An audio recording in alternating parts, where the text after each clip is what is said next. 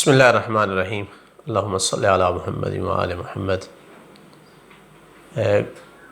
گزشتہ سے پیوستہ ہم نے پچھلے لیکچر میں حدیث غزیر کا واقعہ بیان کیا تھا کہ کس کس طرح وہ واقعہ پیش آیا۔ آج ہم اس سے ڈسکس کرنا چاہتے ہیں کہ حدیث غدیر کتنی ایتھینٹک حدیث ہے، سند کے حوالے سے کتنی مضبوط ہے۔ چونکہ کسی بھی حدیث سے آپ نے اگر کوئی مطلب ثابت کرنا ہے، کوئی عقیدہ ہے یا کوئی حکم شرعی ہے، تو اس کو دو پہلو سے دیکھا جاتا ہے۔ ایک اس کے کو سند کے حوالے سے دیکھا جاتا ہے کہ کتنے مضبوط راوی ہیں، ثقہ راوی ہیں، قابل اعتماد راوی ہیں، معصوم سے ہے یا غیر معصوم سے ہے۔ اور دوسرا اس کے الفاظ کو دیکھا جاتا ہے کہ کیا ان سے یہ معنی نکلتا ہے یا ان الفاظ سے یہ معنی نہیں نکلتا، جس کو دلالت کہا جاتا ہے۔ تو حدیث کو سند اور دلالت دو پہلوؤں سے پرکھا جاتا ہے۔ پھر دیکھا جاتا ہے کہ وہ مضمون کے حوالے سے، معنی کے حوالے سے، اپنے مفاد کے حوالے سے کہیں قرآن اور مذہب اور ان چیزوں کے ساتھ ٹکراتی تو نہیں ہے، کہیں واضح عقل کے ساتھ یا واضح آیات قرآنیہ کے ساتھ ٹکراتی تو نہیں، یا دوسرے جو ہے وہ صحیح سند احادیث کے ساتھ ٹکراتی تو نہیں ہے۔ تیسرا پہلو وہ ہوتا ہے۔ ہم اس آج کے لیکچر میں یہ دیکھنا چاہتے ہیں کہ یہ سند کے حوالے سے کتنی ایتھینٹک حدیث ہے۔ تو اس حوالے سے آپ کی معلومات میں انشاءاللہ یہ چیز ہوگی کہ حدیث جو ہے وہ تو دو طرح کی ہوتی ہے، ایک خبر واحد ہوتی ہے اور ایک خبر متواتر ہوتی ہے۔ جو سند کی بحث کی جاتی ہے وہ خبر واحد میں کی جاتی ہے۔ خبر واحد یعنی جس کے راوی جو ہے وہ ایک ایک بندے نے روایت کی ہے، دو دو بندوں نے کی ہے، جس کو تین طریقوں سے، چار مثلا سلسلوں سے جس کو نقل کیا گیا ہے، 5 سلسلوں سے نقل کیا گیا ہے، اس کو خبر واحد بولا جاتا ہے۔ اس کی سند کی چھان بین کی جاتی ہے کہ تمام کے تمام راوی ثقہ اور قابل اعتماد ہیں، یا ان میں کوئی مجہول ہے، یا کوئی جھوٹا ہے، کوئی ضعیف ہے یا نہیں ہے۔ تو اگر تو وہ راوی ثقہ ہوں، کوئی ایک سند بھی جو ہے وہ ثقہ ہوں سارے کے سارے، تو کہا جاتا ہے کہ یہ صحیح و سند روایت ہے، ورنہ کہا جاتا ہے کہ ضعیف ہے، اس پر اعتماد نہیں کیا جا سکتا۔ لیکن جو متواتر حدیث ہوتی ہے اس میں پھر سند سے بحث نہیں کی جاتی۔ اس کی وجہ کیا ہے؟ چونکہ جو متواتر حدیث ہوتی ہے وہ ایسی حدیث ہے کہ جسے اتنے زیادہ لوگوں نے نقل کیا ہے کہ جن کا جھوٹ پہ جمع ہونا ممکن نہیں ہے۔ نہ وہ اشتباہ کر سکتے ہیں اتنے لوگ، نہ وہ جھوٹ بول سکتے ہیں اتنے لوگ۔ مثال دوں کہ اگر آپ کو خبر ہوئی ہے کہ زید نے عمر کو قتل کیا ہے، اب ایک دفعہ آپ کے پاس ایک بندہ خبر لے کے آتا ہے کہ میں نے فلاں سے سنی ہے، اور فلاں نے فلاں سے سنی ہے، اور فلاں نے فلاں سے سنی کہ میں نے دیکھا ہے آنکھوں سے۔ یہاں آپ جب تک وہ سارے کے سارے سچے لوگ نہ ہوں، آپ تحقیق کریں گے، پہلے یہ ثابت کریں گے کہ بندے سچے ہیں یا ان میں کوئی جھوٹا تو نہیں۔ چاہے یہ ایک بندہ خبر لے کر کے آیا ہے، یا 2 آئے ہیں، یا 4 آئے ہیں، یا 5 آئے ہیں، ہر بندہ ایک واسطہ نقل کر رہا ہے، ایک واسطہ، 2 واسطہ، 3 واسطے، کہ میں نے اس سے سنا ہے اور اس نے اس سے سنا ہے، اور تیسرا یا چوتھا بندہ کہتے ہیں میں نے آنکھوں سے دیکھا ہے۔ تو ہاں، یہاں پر آپ ان بندوں کے بارے میں چھان بین کریں گے، پوچھیں گے ان کے بارے میں کہ جھوٹ بولتے ہیں نہیں بولتے۔ لیکن اگر مثال دوں کہ آپ کے پاس 50 بندہ یا 100 بندہ شہر کا آیا ہے، اور ہر بندہ کہہ رہا ہے اپنا اپنا علیحدہ علیحدہ بندے سے، وہ کہتا ہے میں نے زید سے سنا، وہ کہتا ہے میں نے خالد سے سنا، تیسرا کہتا ہے میں نے بکر سے سنا، چوتھا کہتا ہے میں نے محمد سے سنا، چھٹا کہتا ہے میں نے علی سے سنا، پھر وہ اگلے کہتے ہیں علیحدہ علیحدہ بندوں سے کہ ہم نے ان سے سنا۔ وہ 50 کے 50 بندے آگے علیحدہ علیحدہ 50 بندوں کا نام لے رہے ہیں، وہ پھر اگلا 50 علیحدہ علیحدہ 50 بندوں کا نام لیتا ہے کہ ہم نے اپنی آنکھوں سے دیکھا۔ اب ایسی جگہ پہ ایسے یقین ہو جاتا ہے بندے کو کہ پھر وہ ضرورت نہیں پڑتی کہ ایک ایک سند کے بارے میں بحث کرے۔ تو تواتر ایسی روایت کو کہتے ہیں جس کو اتنے زیادہ لوگ ہر زمانے کے، صرف یہ نہیں کہ اس زمانے میں 100 بندہ نقل کر رہا ہے، آگے جائیں تو 50 ہو رہا ہے، اس سے اگلے زمانے میں جائیں تو 20 ہو رہے ہیں، جب صحابہ تک نوبت پہنچے تو 2 یا 3 صحابی نقل کرنے والے، چونکہ ہر صحابی سے 5 لوگوں نے نقل کیا ہے، پھر ہر 5 بندے سے 10 بندے نے نقل کیا ہے، ہمارے زمانے تک 100 بندہ ہو گیا۔ یہ تواتر نہیں ہے، یہ وہی خبر واحد رہے گی۔ تواتر کا مطلب یہ ہے کہ 100 بندہ اگر آج کے زمانے میں ہے تو اس سے پہلے جن سے نقل کیا ہے وہ بھی 100 بندہ ہے، انہوں نے جو نقل کیا ہے آگے اگلے لوگوں سے وہ بھی 100 بندہ ہے، اسی طرح صحابہ تک۔ اور سب سے مشکل تواتر میں یہاں جا کے بنتی ہے جب صحابہ میں بھی 50-100 بندہ نقل کرنے والا مل جائے، ورنہ اب اکثر حدیثیں آپ کو مل جائیں گی 100 کتاب میں نقل ہو چکی ہے، 200 کتاب میں، لیکن جب آگے جائیں تو وہ سارے ایک ہی جگہ جمع ہو رہے ہیں، آخر پہ جا کر 2 یا 3 صحابہ ہیں ٹوٹل جن سے یہ روایت نقل ہوتی ہے، اس کو تواتر نہیں بولتے۔ تواتر بولتے ہیں کہ صحابہ تک، صاحب کتاب جس نے روایت جنہوں نے نقل کی ہے اصحاب کتب نے، ان سے لے کر کے چاہے 4 واسطے ہیں ان کے درمیان، 5 واسطے ہیں، 6 واسطے ہیں، صحابہ تک ہر دور میں اتنا عدد رہا ہے راویوں کا، اتنا عدد رہا ہے کہ جن کے بارے میں یقین ہو جائے کہ یہ لوگ سب کے سب جھوٹ پہ جمع نہیں ہو سکتے، سب کے سب کو اشتباہ اور غلطی نہیں ہو سکتی، پھر ضرورت نہیں رہتی کہ روایت کی سند سے بحث کی جائے۔ اس لیے ہمارے پاس جو متواتر حدیثیں بہت کم ہیں، یعنی انگلیوں پہ گنی جا سکتی ہیں، ایسا تواتر۔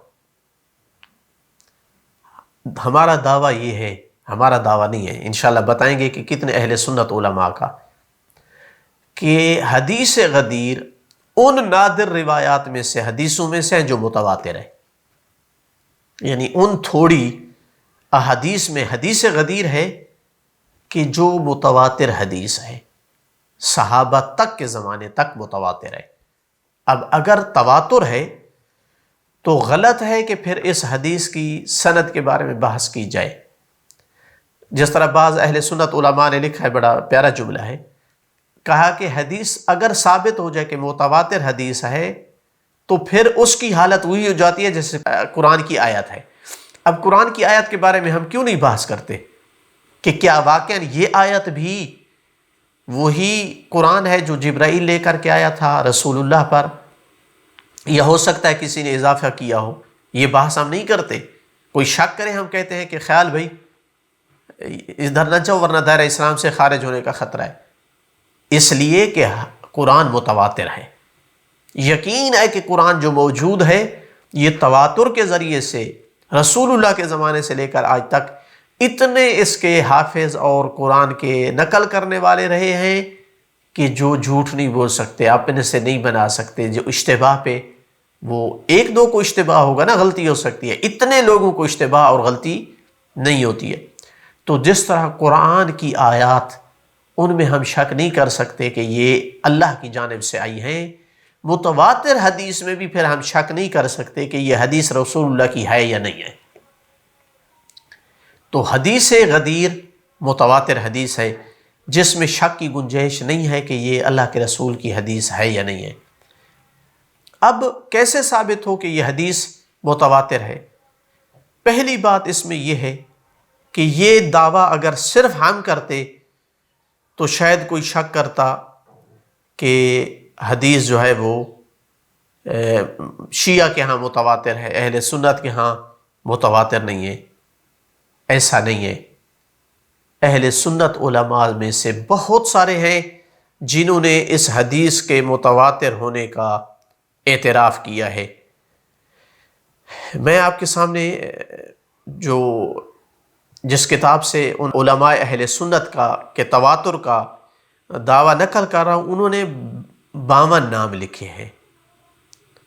فی ظلال الغدیر کتاب ہے، جنہوں نے 52 علماء اہل سنت کے نام لکھے ہیں کہ جنہوں نے تواتر کا دعویٰ کیا ہے۔ ابو الفتح محمد بن عبد الکریم شہرستانی، چونکہ 6 صدی ہجری کے ہیں، اپنی کتاب ملل اور نحل میں۔ ابو الفدا اسماعیل بن کثیر القرشی دمشقی 8ویں صدی ہجری کے ہیں، جن کی تفسیر القرآن العظیم ہے۔ ابو القاسم علی بن حسن بن ہبت اللہ شافعی ابن عساکر کے نام سے معروف ہیں، 6 صدی ہجری کے ہیں، اپنی تاریخ کتاب ابن عساکر میں ترجمہ امام علی ابن ابی طالب جب ان کا کی سیرت اور حالات لکھے تو وہاں یہ بیان کیا۔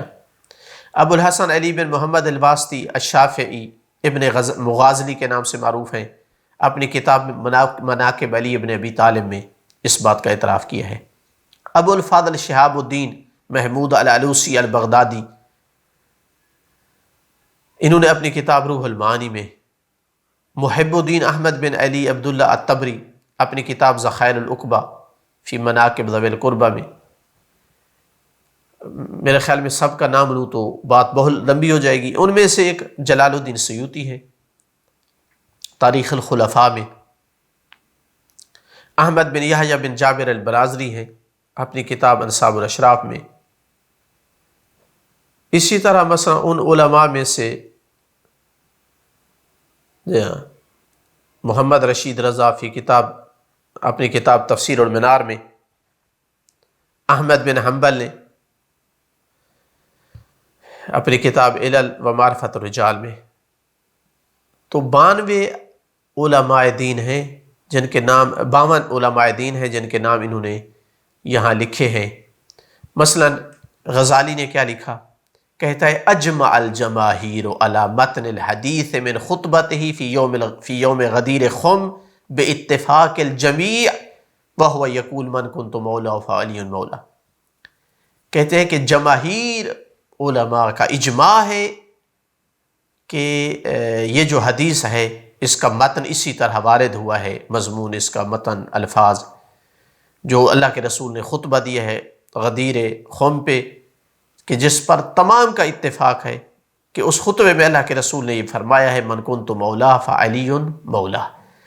یعنی ممکن ہے جو جن الفاظ سے یہ حدیث غدیر وارد ہوئی ہے اور الفاظ میں کچھ تبدیلی ہو، لیکن یہ جملہ جو ہے اسی طرح آیا ہے۔ اس میں لکھا کہ فقال عمر بخن بخن یا ابا الحسن لقد اصبحت مولاي ومولا كل مؤمن۔ کہتے ہیں کہ یہ تسلیم ہے اللہ کے رسول کے حکم کو، لیکن بعد میں یہ ان کا جملہ ہے، لیکن بعد میں جو ہے وہ ریاست کی محبت جو ہے وہ غالب آئی ہے۔ جی قسطلانی نے جو ہے وہ اس چیز کا اعتراف کیا ہے کہ یہ حدیث متواتر ہے۔ انہی الفاظ میں سے جو تواتر کا اعتراف ہے، مثلا ابو الخیر شمس الدین محمد بن محمد الشافعی حدیث غدیر کے حوالے سے لکھتے ہیں تواتر عن امیر المومنین علی علیہ السلام، ان سے حدیث غدیر متواتر طریقے سے نقل ہوئی ہے، رسول اللہ سے تواتر کے ساتھ نقل ہوئی ہے۔ جمع غفیر بہت بڑے عدد نے اس کو روایت کیا ہے، تو لہٰذا کہتے ہیں کہ اس کے کلام کا کوئی اعتبار نہیں جو اس کو ضعیف کرنا چاہتا ہے۔ یہ وہ ہیں جن کو کوئی اطلاع نہیں ہے علم پر۔ جی ہاں، کتاب اصل المطالب میں یہ چیز لکھی ہے۔ جی ہاں، اور جو غزالی ہیں انہوں نے سیر العالمین اور کشف ما فی الدارین میں یہ چیز نقل کی ہے۔ تو میں نے عرض کیا ہے کہ اولاً تواتر کا دعویٰ صرف ہمارا نہیں ہے، اہل سنت بہت سارے علماء ہیں، تو پھر یقین کر لینا چاہیے کہ حدیث متواتر ہے۔ اگر کوئی انکار کر رہا ہے تو وہ ایک واضح چیز کا انکار کرنا چاہتا ہے، ضد کی بنیاد پر، اناد کی بنیاد پر، ولایت علی کے انکار کی بنیاد پر۔ مشکل کیا ہوتی ہے سب سے زیادہ تواتر کے ثابت کرنے میں، کہ صحابہ اتنے مل جائیں، چونکہ صحابہ کے بعد تو مشکل نہیں ہے، ایک صحابی سے کئی لوگ نقل کرنے والے ہیں۔ کیا صحابہ میں بھی اتنے لوگ ہیں جنہوں نے نقل کیا ہے؟ جی ہاں، صاحب کتاب الغدیر نے جو ہے وہ 110 صحابہ کا باقاعدہ نام اور کتاب کا نام اور اس کی جو سلسلہ سند ہے اس کو نقل کیا ہے۔ حضرت ابو ہریرہ بھی ان میں ہیں جنہوں نے اس حدیث غدیر کو نقل کیا ہے۔ ابو لیلہ انصاری ہیں، ابو زینب بن عوف الانصاری ہیں، ابو فضالہ الانصاری ہیں، ابو قدامہ الانصاری ہیں، ابو عمرہ بن عمر بن محسن الانصاری ہیں، ابو الہیثم بن طیحان ہیں، ابو رافع القبطی ہیں، ابو ذؤیب خویلد بن خالد بن محرس الحدلی ہیں، ابو بکر خلیفہ اول جو مسلمانوں کا ہے وہ ہیں، اسامہ بن زید بن حارثہ الکلبی ہیں، ابی بن کعب الانصاری ہیں، اسعد بن زرارہ انصاری ہیں، اسماء بنت امیس خثعمہ الخثعمیہ ہیں، ام سلمہ ہیں، ام ہانی بنت ابی طالب ہیں، ابو حمزہ انس بن مالک الانصاری ہیں، البراء بن عازب الانصاری ہیں، بریدہ بن حصیب ابو سہل الاسلمی ہیں، ابو سعید ثابت بن ودیعہ ہیں، جابر بن سامرہ بن جنادہ ہیں، جابر بن عبداللہ الانصاری ہیں، جبلہ بن عمرو الانصاری ہیں۔ 110 نام جو صحابی ہیں۔ اب کوئی حدیث آپ دکھائیں جو 110 صحابی سے نقل ہوئی ہو کہ ہم نے یہ حدیث سنی ہے، ہم نے یہ کلام سنی ہے۔ حذیفہ بن یمان یمانی ہیں، حبیب بن بدیل بن ورقا خزائی ہیں، ابو ذر جندب بن جنادہ الغفاری ہیں، جی ہاں۔